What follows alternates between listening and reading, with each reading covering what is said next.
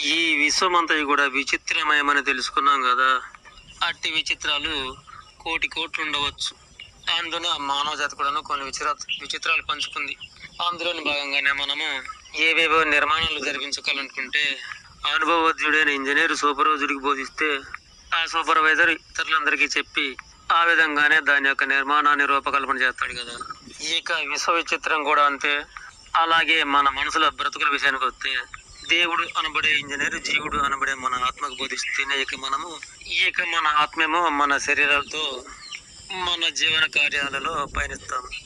దీనిని బట్టి తెలుసుకోవాల్సింది ఏమంటే ఆ పరమాత్మకి ఈ శరీరాలకి మధ్య జీవాత్ముడు అనేవాడు మధ్యవర్తిగా సాగిస్తుంటాడు. అంటే పరమాత్మకు జీవాత్మకు సంబంధం ఉన్నదన్నట్లే కదా. దీనిని బట్టి పరమాత్ముడు ఎక్కడో లేడు. మన యొక్క ఆత్మలకు అధిపతియే పరమాత్ముడు. ఆ పరమాత్ముడు చెప్తే ఈ జీవాత్ముడు తెలుసుకొని ఆ విధంగా సృష్టి అంతా కూడా ఈ శరీరాలతో చేపిస్తుంటాడు. మనము నిత్యము చేస్తున్నది ఏ కర్మలైనా సరే ఆ పరమాత్మయే ఈ జీవాత్మకు అప్పగిస్తే ఇక ఈ జీవాత్మ ఆ విధంగా నీ ఆత్మయే నీ శరీరాలతో పనిచేపిస్తుంటుంది. ఆ విధంగా మన జీవన విధానాన్ని రూపకల్పన చేసిన ఆ పరమాత్ముడు అనేవాడు రాళ్ళలో ఉంటాడు, బండలలో ఉంటాడని, మనలో కొందరు ఉంటాడని కనుక ఇదిగో ఈ బండ ఈ బొమ్మయే నీ బ్రతుకును సాగించేది అని ఆ విధంగా మనకు బొమ్మలు చూపించి మనను పిచ్చివాళ్ళుగా మారుస్తున్నారు. నిజానికి ఆ పరమాత్ముడికి ఈ జీవాత్ముడికి ఈ శరీరాలకి అనుసంధానం ఉంది, కానీ ఆ బొమ్మలకు ఎటువంటి సంబంధము లేదు, ఉండదు.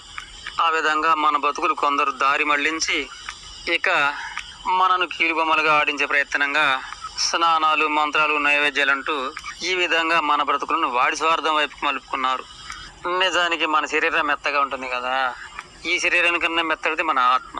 ఆ ఆత్మ కన్నా కూడా ఇంకా సున్నితమై ఉండును ఆ పరమాత్ముడు. కనుకనే తనకు ఏ రూపము లేదు.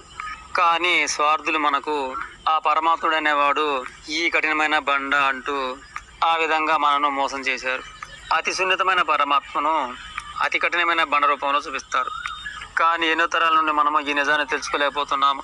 ఉదాహరణకు మన శరీరము ఘన పదార్థం అయితే అలాగే మన ఆత్మ ద్రవ పదార్థం, అలాగే పరమాత్మ వాయు పదార్థం అని అనుకోవాలి.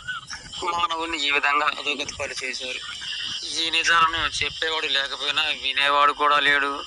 ఎవడో ఒకడు మాకు దగ్గర మూలన్నవాడు చెప్తే గ్రహించలేని దురదృష్టంలో ఉన్నారు. అంటే చేసేది ఏముంది? పైగా తప్పనుకుంటే క్షమించమని కూడా